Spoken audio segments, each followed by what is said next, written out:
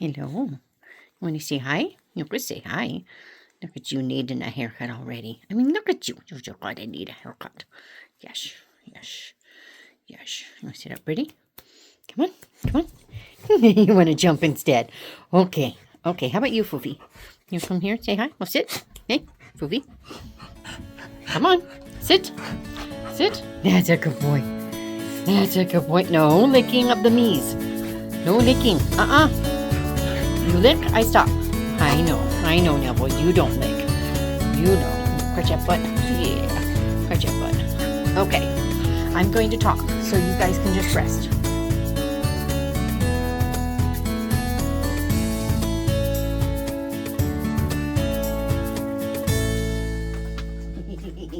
I know. I can do that too. Yeah. He's a little thirsty. He's got water, huh? How about you? Would you like some water? You can have some water. Okay.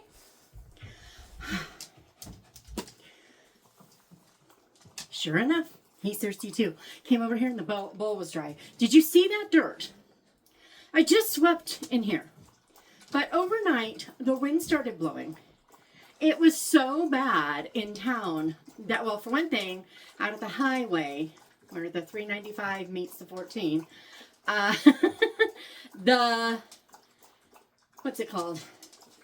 They closed the road to any semis. They're closed. They were not allowed to travel on the road because the wind was so bad. It was just blowing them over.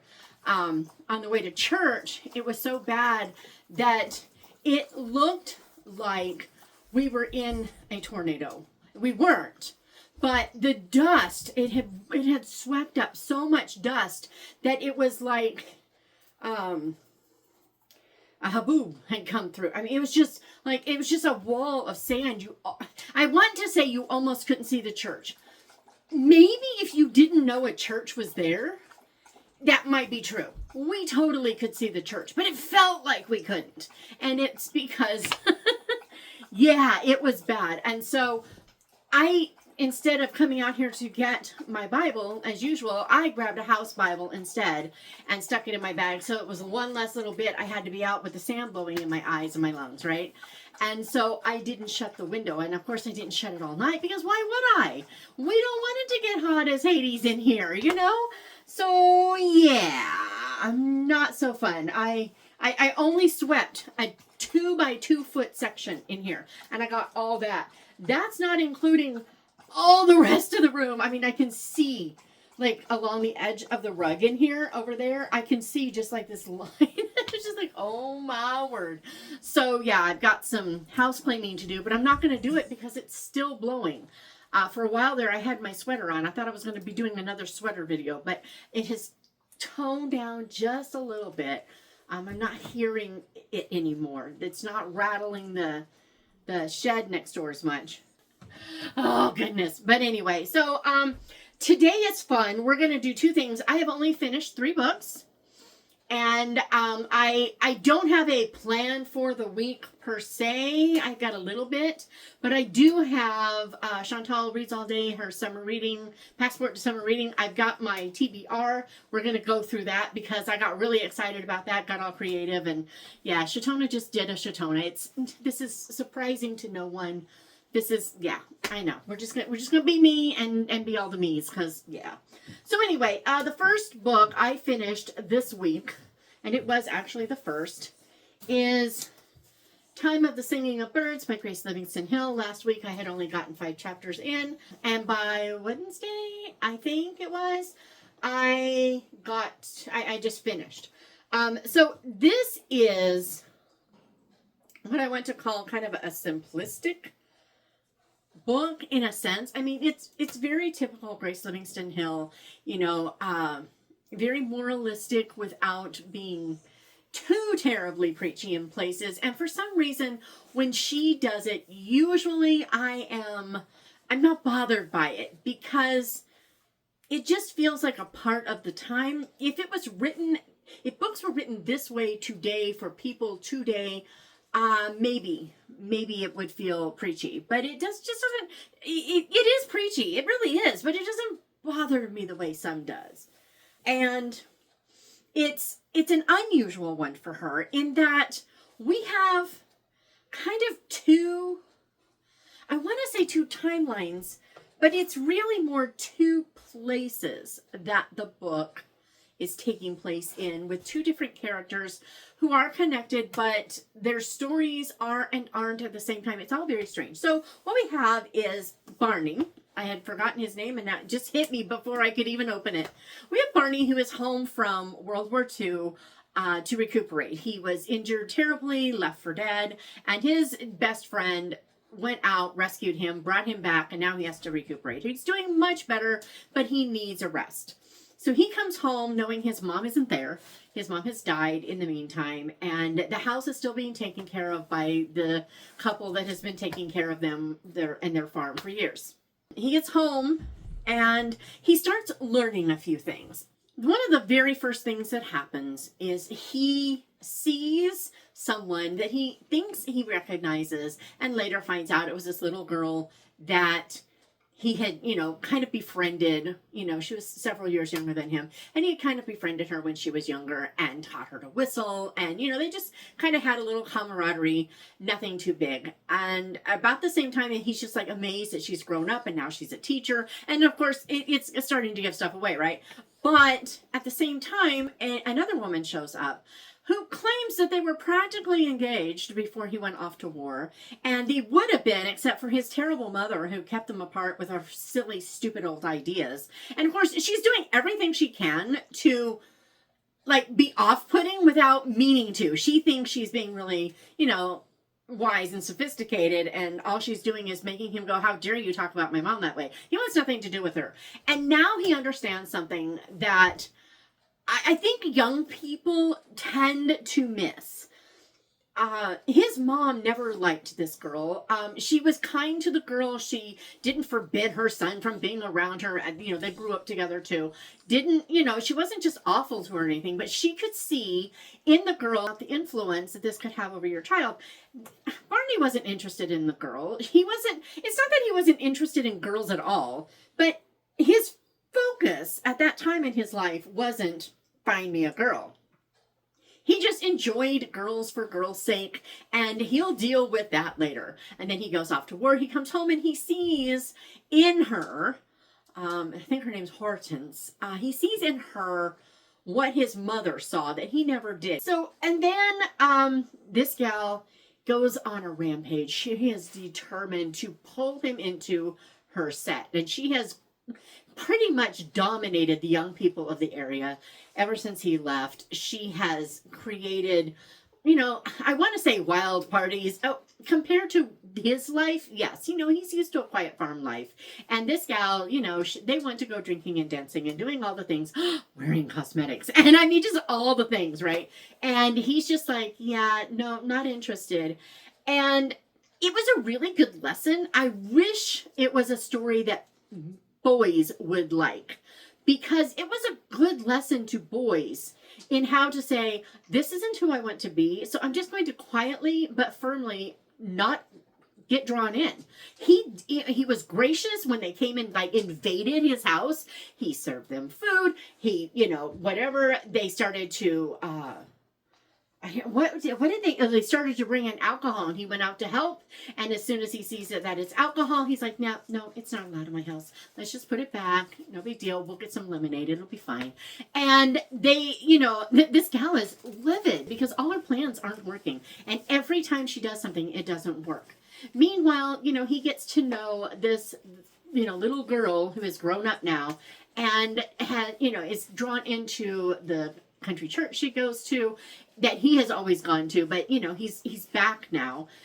He's drawn into their choir. They become close, and all is well. I mean, it's just a beautiful story. Meanwhile, over in Europe, the guy who saved him is missing. He has to get this information out of one place into another. He's captured, he's taken prisoner, all the things, and he's got to somehow escape and get back. And when Barney finds out he's missing, no, really? When Barney finds out he's missing, he is like, I'm going back. And they're like, you're not ready. He's like, I'm requesting to go back. And, the story ends, and I'm not going to tell you who does what and how. But the point is, it was a lovely story. I really enjoyed it. And it's not that I would want to read nothing but this. But it is nice to remember that this guy's life is very similar to the life I live today, even though it is very different at the same time. Really enjoyed it. Would definitely read again. It won't be often, but her books are really rereadable. Next up, I read The Escape Game, and whoo boy, was it good. It was another one that I started reading. I got maybe a third into it in one or two nights. And then the next night I just plowed through and finished. It was so good. Gina Holder, I can't wait for the next book. B, I hope there's more to the series. Scrivenings, please give us more. We want more of this series. But C, I need to go back and check out what else she wrote before this, because these are not her debut novels. They're just her debut with Scrivenings. I want to see what else she's done. But definitely, if you like twisty, this one is a bit, I don't want to say gory. That's not accurate. But it's compared to a lot of suspense, it would go closer to that side, because what happens in here is you have what's her name, Demi, and Demi is crazy brilliant. I mean, insanely smart, and she's one of those people. I've met a few, but most of the incredibly brilliant people that I know are also incredibly arrogant. And there's something different about Demi. She has insecurities, which helps keep that arrogance at bay.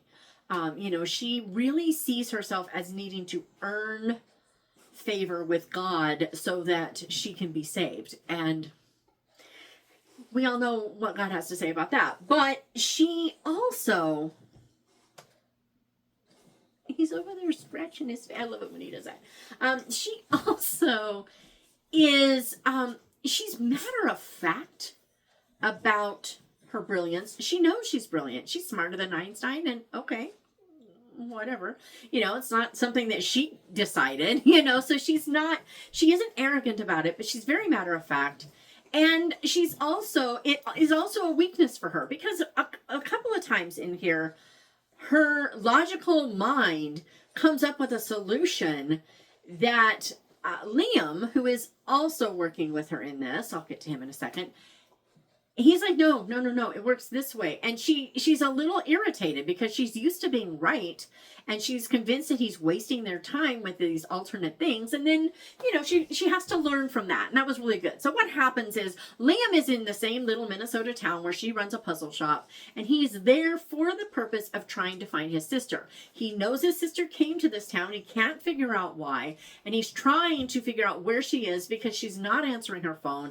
This is highly unusual, and he feels they're very close. For one thing, they lost their parents. They were missionaries.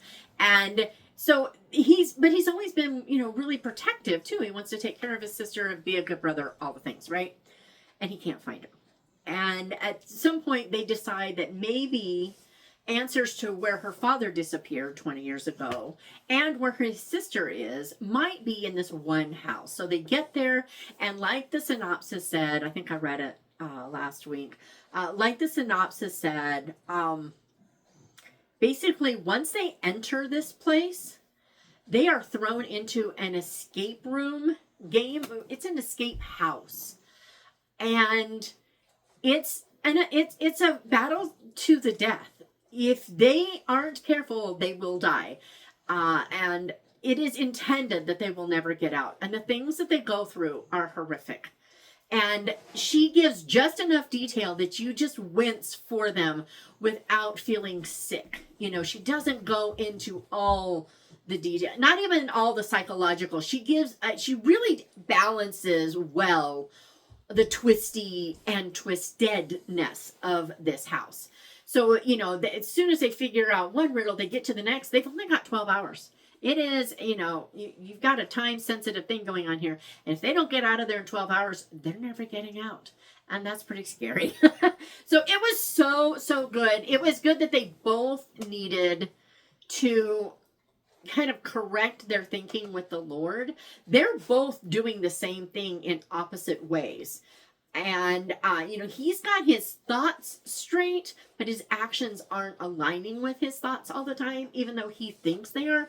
His missionary strategy, he is also a missionary now, he and his sister. His missionary strategy is that he is an escape room aficionado. He travels the world to do these escape rooms, and it's what gets him into the country. And he spends his time while he's in the country trying to tell people about Jesus.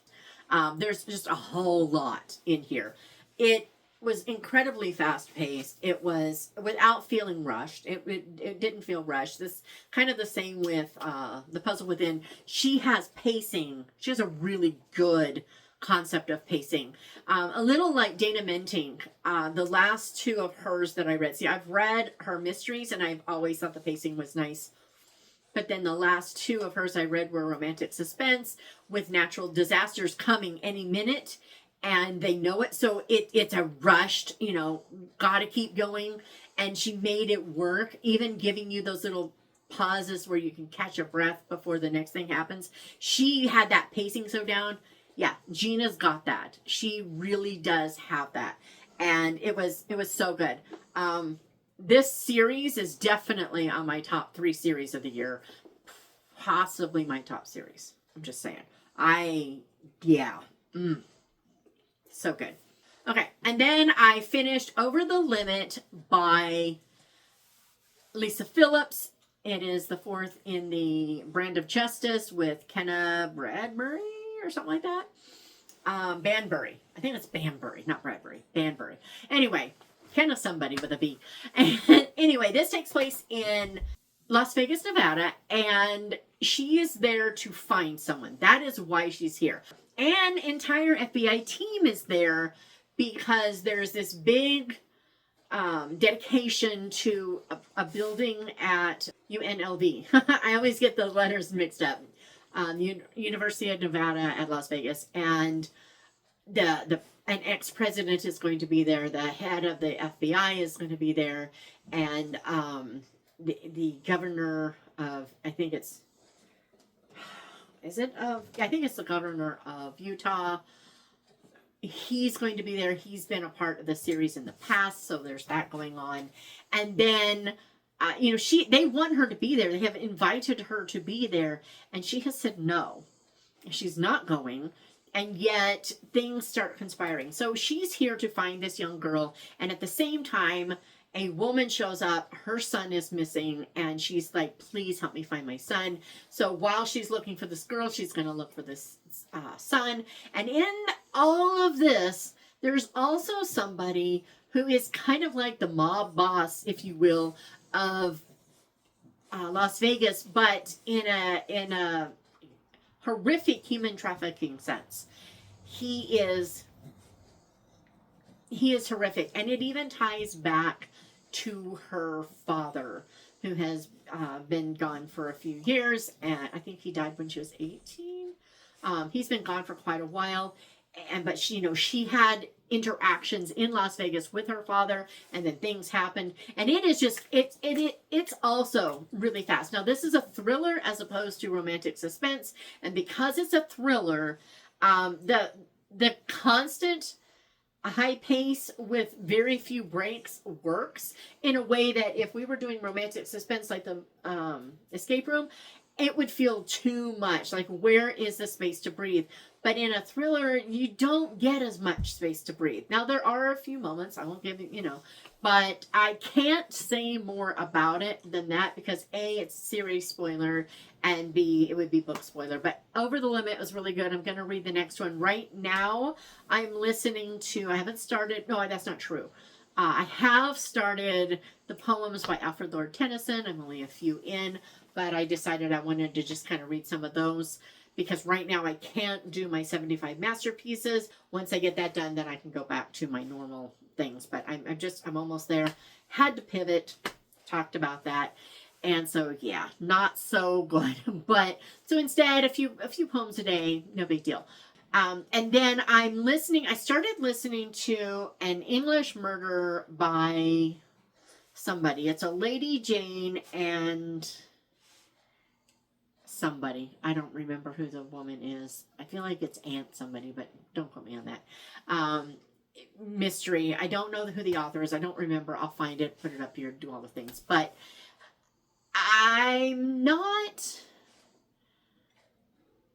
I wasn't drawn in right away. I'm not resistant against it. It's not like, yeah, no. But then when I went, it had a playback error. And sometimes I have found that when I get those, if I get them twice in a row and it doesn't just correct when you like refresh, then if I listen to another for a while and go back, it'll be fine. So instead I put on You've Got Death. That's what it was for the Y, right? So I put that on, started it. So far, I'm actually really enjoying it. I'm about 4 chapters in, I think. And there have been 2 mild expletives. This is not supposed to be Christian fiction, so I'm not surprised by them. I am grateful that they are mild. And so far, I'm actually liking where I think it's going. So we'll see how this works. But right now, so far, it's okay. But other than that, those are the only 2 that I have actually going right now. I will probably start Warsaw Sisters in a day or 2. Like I said, as soon as the short story is done. And that's going to be a focus for this week. So there's a wrap up. Now, I plan to do the A to Z thing as my summer reading. Remember I mentioned that? Well, then Chantel came out with her passport to summer reading. And so, first, I got crafty. Isn't he cute? And made my own little passport thing with my own little whatevers. I even put a pocket in the back. So, yeah. Up here, I pasted in the summer book bingo from Beautiful Minutia. I put her bingo board in the front because I'm like, why not, right?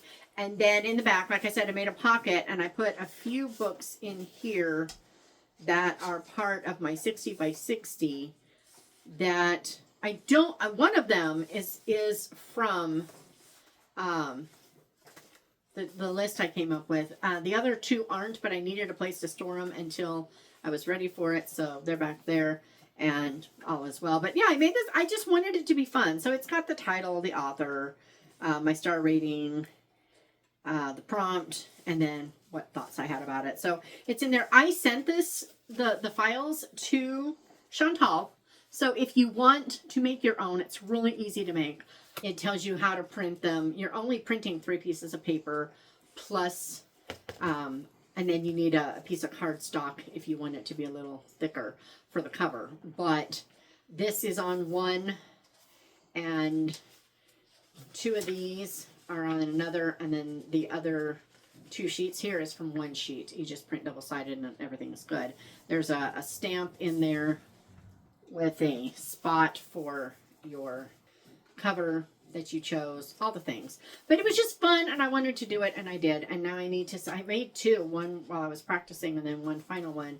And now I'm going to send it to Chantal since she's doing all this. I was like, I might as well give her one. But anyway, she has it in her drive that's on the link to her thing. She added it. So you're welcome to make it. If you need help sewing it together, just email me. But anyway, I'm going to use this as a reminder of the prompts because I think I'll remember, but that doesn't mean I will. I came up with all the books that I'm going to do for it. It's how I like to do these things. Some people just, read a book and then see if it fits. It's just not me. All right. So the first prompt is water. And, so it needs water on the cover. And for that one, I chose, because remember, I just talked about this, Island of Stars. I said I wanted to read it right away. And then, boom, bam, baby, there was water on the cover. And I was like, great. Then I'm reading it this summer for this thing, because why wouldn't I? So yeah, this is Island of Stars. It says, twins Bert and Betty are thrown together with their new friend Cecily for a much anticipated summer exploring an unknown island. Stumbling into a series of mysteries where history and mythology intertwine, they come to realize that they will need the help of the adults in their company to bring their adventure into a climax and lay their questions to rest. I love how Carrie Brownell, has healthy family dynamics. Not that kids always agree with each other and are just, saccharine, but parents are involved with the kids' lives. Kids realize that they are not invincible and they need parents, just realistic. And I don't know, she does a really good job of it without making it feel like it was inserted deliberately. And so that's great. I think I read the first line already, but I'll do it anyway.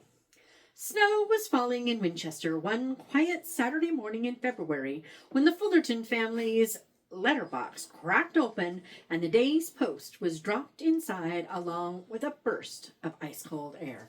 I will need this for summer. I'm just saying. All right, next one is my June Chantel Reads All Day, and I am letting myself duplicate this way because why wouldn't I? They're both for Chantel. So mine for June is Nightfall in the Garden of Deep Time. And for this, it's the prompt is flowers. So this is by Tracy Higley. So this says, you're invited to a timeless party in a secret garden. Expect to come back transformed. Kelsey Willoughby doesn't have time to pursue her writing dreams. Imagination doesn't pay the bills, and she's busy saving her beautiful bookshop from online competition, hotel developers, and the sneaking suspicion that nobody reads anymore. Not to mention all those voices telling her she doesn't have talent. But then the vacant lot of weeds next door starts to shimmer. Okay, I'm going to keep going. I was going to stop, but no. When Kelsey stumbles into a luminous nighttime garden party, larger than the vacant lot that holds it, and filled with enigmatic guests, she suspects they hold the key to saving the bookshop, and perhaps even to her own mysterious origins. But answers aren't forthcoming, not until Kelsey is willing to confront her past, step into her potential, and push deeper into the unknown edges of the garden, where an unexpected journey takes her into a world of dangerous revelation. I mean, come on. Doesn't that sound good? That sounds good to me. I don't know. Oh, I do too. It was a title with more than 5 words. Nightfall in the Garden of Deep Time. That's 7 words. Whatever. So, yeah, this is my Chantel Reads All Day and my flowers. Now, the next one is books. And I decided I wanted to do Hearts in Circulation, even though this looks very autumnal to me. I decided to go ahead with it because I want to read these in order, and the next one is out. And I want to read that one, so I need to read these in order. And I do not want to wait until fall to read both. So it's a bookmobile, Hearts in Circulation, Sara Monzon, the Checking Out Love series, and oh boy, this has like everything in it that I love. Can a rundown bookmobile be the vehicle that brings 2 unlikely hearts together? Little Creek's bookmobile is more of a death trap on wheels than a vehicle of literary delights. And Circulation librarian Haley Holt is afraid it's going to careen down a mountainside with her in it. Yet she sees it as a way to serve her community and be worthy of the liver transplant that saved her life as a child. However, her fears come true when the bookmobile breaks down and a roadslide traps her in the rural hollow of Turkey Grove. Reclusive mechanic Levi Redding lives in tiny Turkey Grove to get away from people. He can handle getting the bookmobile running again, but the endless chatter and unsettling touches from the vibrant librarian leave him overstimulated. When forced proximity leads to a misunderstanding, a note of apology begins an epistolary friendship, proving that sometimes the happiest of endings aren't contained within the bindings of a book. It becomes epistolary. I didn't know that. And we talked about this. Maybe she told me and I just forgot. Whoa. Anyway, so let's see. First line. You cannot be serious, I say, my voice oozing with dubiety as I take in the heap of metal littering the corner of the library parking lot. Well, anyway, I'm fine, everything's fine. All right, next up, oops, got to turn the page. I love this little book. It was so much fun to make. I'm so silly. All right, next up was Sun. Guys, I had a hard time finding one with a sun on it. It was weird because if I recall correctly, Chantel said that she had all kinds of them. And even I have Tess of the Emerald Sea, which is one that she used, and she showed the sun. And to me, it looks like a moon. I can't get past the idea that it looks like a moon, so I could not count it. And I thought about it because it's one of my 60 by 60s. I could have that on this thing, and that would be so great. But I couldn't do it. And then I found Bitter End Birding Society, and that looks like a sun to me, and I was so grateful. I was like, yes, we have it. So it says, a forbidden romance, a fractured family, and one woman's journey to piece it all together. Hometown hero Anna Lee Watkins ventures to Bitter End, Tennessee to help her great aunt prepare for retirement. A town called Bitter End seems an ironic place for Anna to refresh her weary spirit, but she's desperate for respite from the attention and unwanted admiration of her community.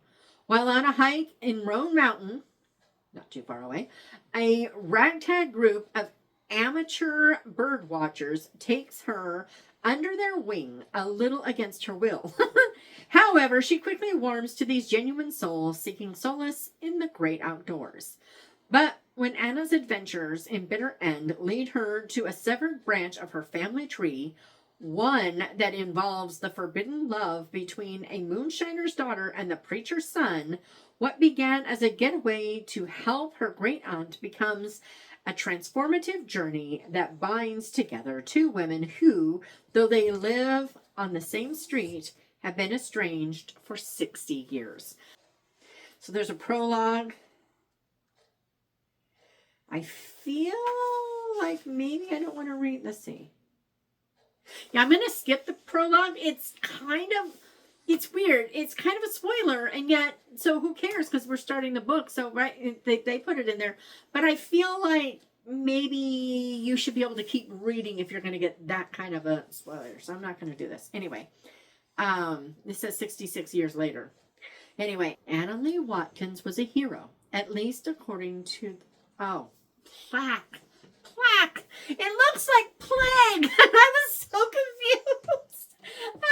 At least according to the plaque she buried in the cardboard box full of teaching supplies. Okay. I can handle it. The plague. I have problems. All right. The Bitter End Birding Society, and that's for Sun.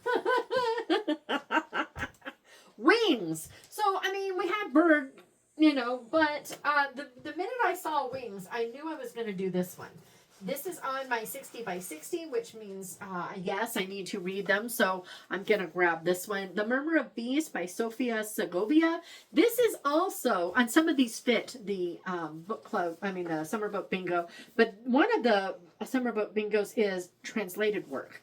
And this one is. She is from Spain.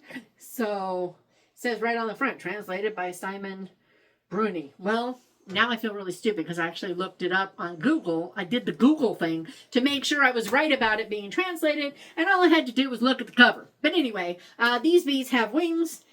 It says on the back, a wondrous change is coming to a small Mexican town.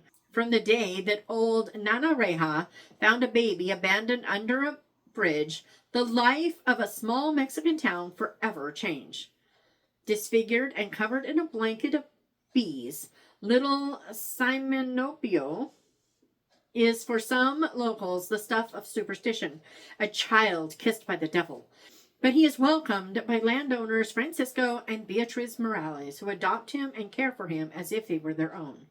As he grows up, Simonopio, I don't know how to pronounce that, I'm probably butchering it, becomes a cause for wonder to the Morales family because when the uncannily gifted child closes his eyes, he can see what no one else can.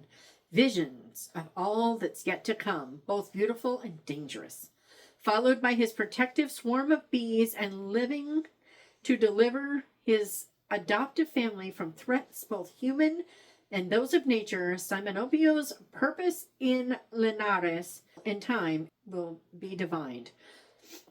Set against the backdrop of the Mexican Revolution and the devastating influenza of 1918, the Murmur of Bees will capture both the fate of a country in a flux and the destiny of one family that has put their love, faith, and future in the unbelievable.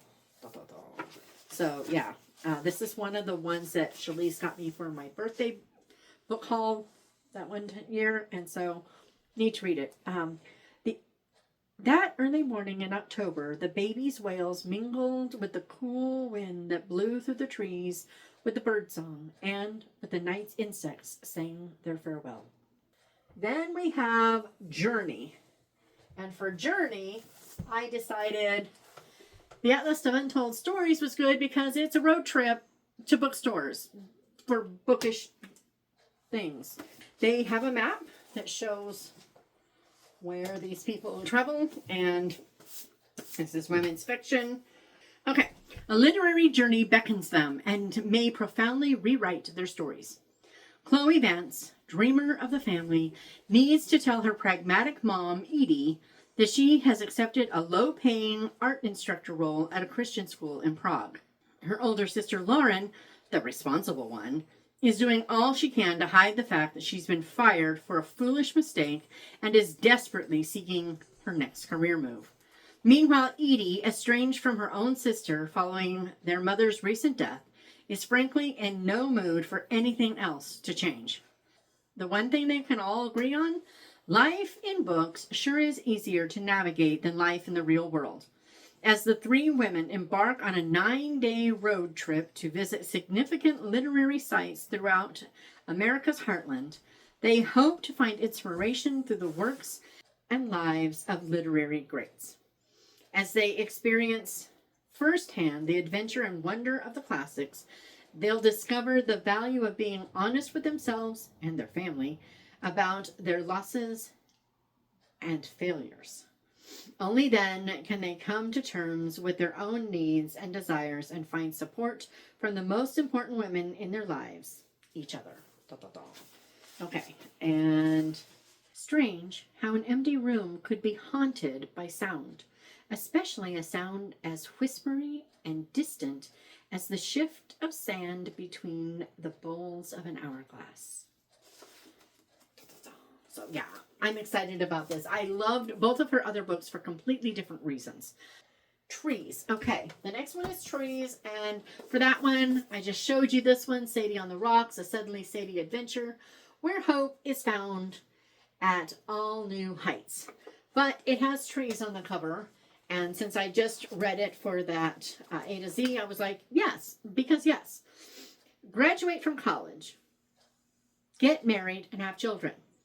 These have always been checkpoints on Sadie's roadmap of life, but still single in her 30s and weary of unmet expectations, she faces a crossroads.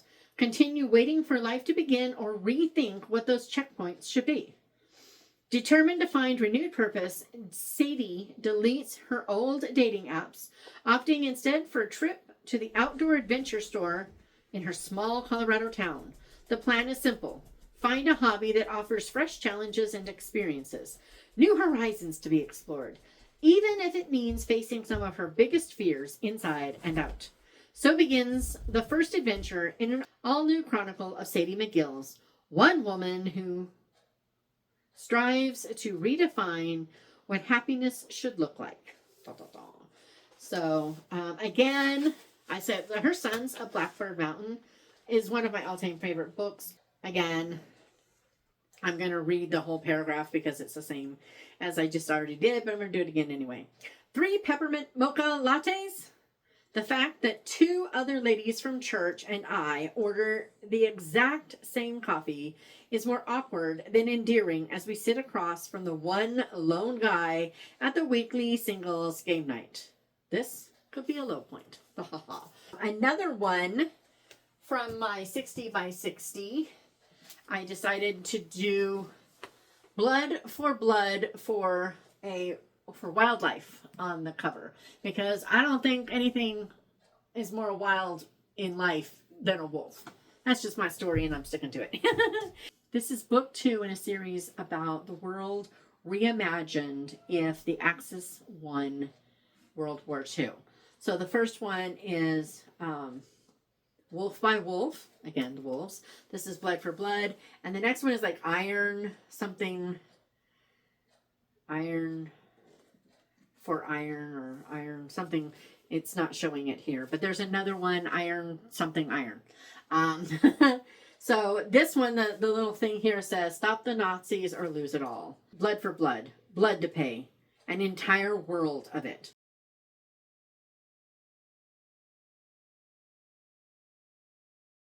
So this one is kind of a chunker. It's got pretty big margins and spacing between the sentences, but it's not like huge print. But it has 572 pages. So it's kind of a chunker, but I bet if you read this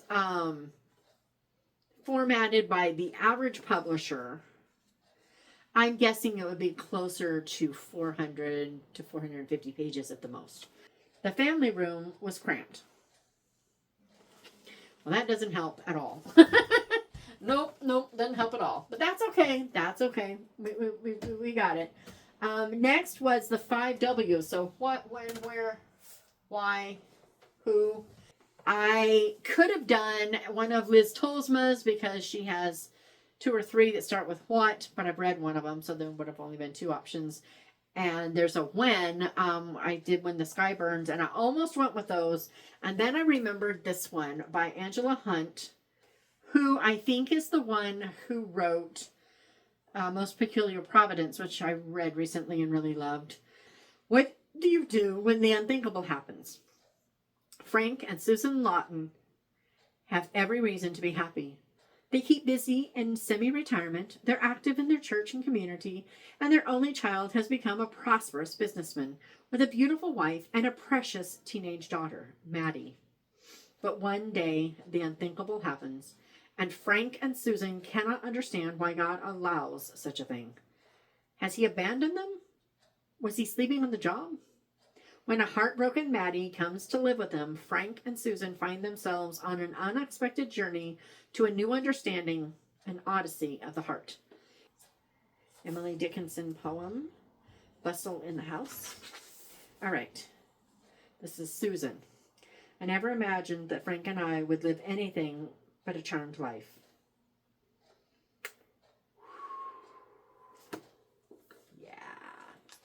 All right, next up was Summer. I was like going nuts. And then I found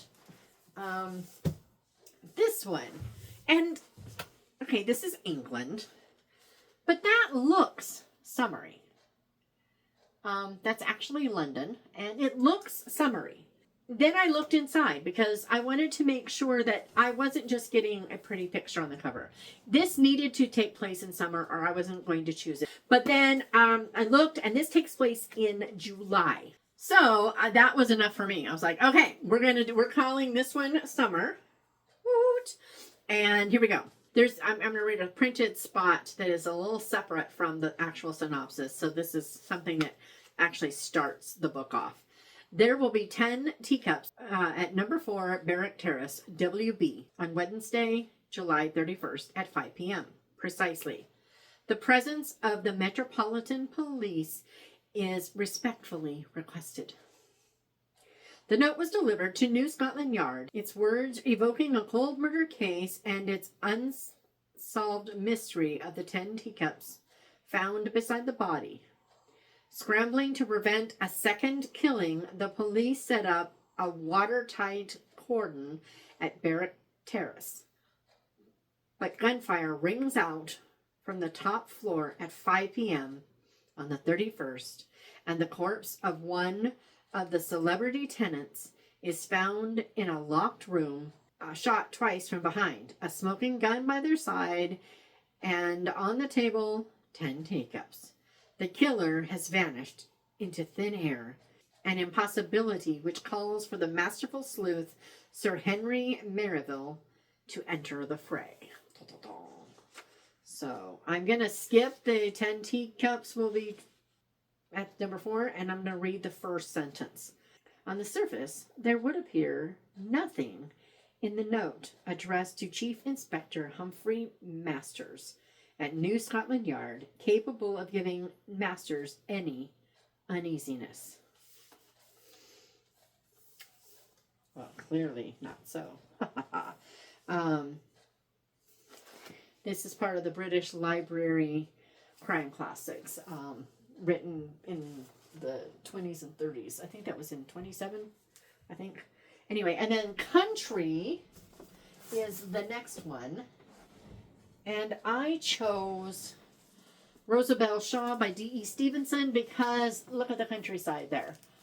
This story, I don't think is all that countrified. But I went with it because, that's interesting. I went with it because that just screams country. So I needed to get this read before June 19th anyway, so it worked out perfect. I think I read about this in the next book tag. Yeah. Edinburgh in the 1890s.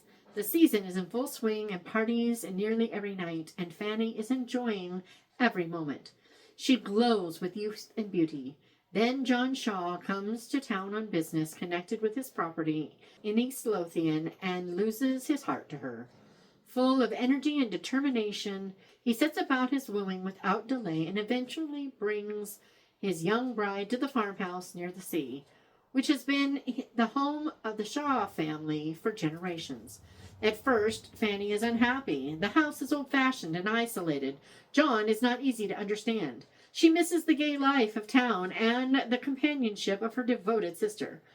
But she struggles bravely to become a good farmer's wife, and with the help of a queer old book, she learns to manage her husband. Rosabelle, the first child of the marriage, is a delightful character. She's full of sunshine and happiness, and soon she has a little brother to share her games, and the two grow up in perfect companionship. All would be well at Shaw's farm, but for an unexpected accident which brings a stranger into the family circle, a boy whose tortuous ways and dangerous fascination make trouble for everyone in the district. I'm going to stop there. I needed that much because, why else does any of the rest matter? The village of Torresford is situated in the lowlands of Scotland, about 5 miles inland from the North Sea. We're going to stop there because I read the other one last time. So, yeah, this is country. And we have one last one, and the last one is home. So the color of home, obviously home is in the word. There's a home on the cover. It's all very homey. And so I decided to do that. This is Kit Costello. She runs Suttle, S-U-T-T-L-E, tea. It is a tea company in Oregon on Suttle Lake. And I love the name Suttle Tea. I think that's great. But they have the best Christmas in Sisters tea. If you add a little milk and sugar, it's like the best chai I've ever had. It's not supposed to be, but that's what it tastes like to me. It is so good. Love it. But anyway, so I just had to give a plug for them. They have a great black gold tea. It is divine. They have a lot of really good teas, but Sisters, Christmas and Sisters is my favorite. I bought 2 big bags this year, and I'm in the second one already. I'll run out of it about the time that they'll open up orders again. I don't think you can get it. I think they've sold out by now, but this fall, just saying. So I think, if I recall correctly, this is her debut novel. There is an interview with her on the podcast at BecauseFictionPodcast.com. The life she's designing may not be the life she's meant to live. Audrey Needham, Bay Area interior designer to the rich and pretentious, is already on thin ice with her impossible-to-please boss when her great-aunt Daisy asks for support as her husband descends into Alzheimer's. Now, Audrey is risking the career she worked hard to build as she returns to Charity Falls, Oregon. Her feelings toward the idyllic small town are complicated. While she has many good memories of her childhood summers there, Charity Falls is also the place her father was killed in a tragic fire at the Sugar Pine Inn 13 years ago. Despite Audrey's intent to avoid emotional entanglement, something should be done about the deteriorating inn. A local girl with an incarcerated father needs a friend, and handsome local do-gooder Cade Carter is coloring Audrey all shades of uncertain. The pull of home is hard to resist. That last line is what sold it for me. This is the first book I thought of when I saw Home. Then I considered Mrs. Lorimer's Family by Molly Clavering. There are a couple of houses on there, and it's all about home and family, you know. But when it said the pull of home is hard to resist, home is in the cover, there's a home on the cover, I said yes. Okay. So there's that. And then the way she signs her book is, it says, let me find it. Let me get it. Embrace the unexpected life. I like that. I should have dialed back the melatonin in favor of chamomile tea years ago. Love it. I love it. That is great. Those are my passport to summer reading choices. I'm going to put this up here with them so it can look all nice and cute and make me smile. Looking forward to it. It's going to be awesome. And I'm so glad she did it because I would have felt like I should read those 27 books. And it's not that I don't want to, but 12 is less than half of 27. And that means I could do the summer book bingo without adding a lot of stress if maybe all of these things can't be duplicated. I'm going to let myself duplicate if I want to. I'm going to just not if I don't want to. I'm not really worried about it. But anyway, this has been longer than I intended. I keep trying to make them shorter, and they get longer every time I try to make them shorter. So I ain't doing that anymore. But I didn't want to separate this because it would have been pretty short with just that, I think. But anyway, yeah, 3 books this week. I loved them. They were fun.